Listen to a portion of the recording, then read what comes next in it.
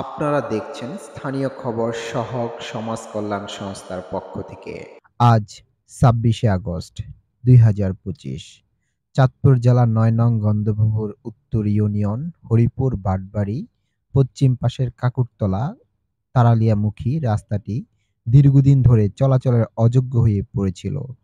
প্রতিদিন এ রাস্তা দিয়ে ছোট ছোট শিক্ষার্থী সহ প্রায় ৪ থেকে ৫ হাজার মানুষ এবং ৩ থেকে ৪ শতাধিক যানবাহন চলাচল করে। ফলে শিক্ষার্থী ও এলাকাবাসীর ভোগান্তি ছিল চরমে। অবশেষে সমাজ কল্যাণ সংস্থা সহগের উদ্যোগে আজ রাস্তা মেরামতের কাজ সম্পূর্ণ করা হয়। এলাকাবাসী দীর্ঘদিনের দুর্ভোগের অবসান ঘটেছে। স্থানীয়রা জানান, এখন থেকে নির্বিঘ্নে যাতায়াত করা সম্ভব হবে এবং শিক্ষার্থীদের জন্য এটি হবে স্বস্তির নিঃশ্বাস।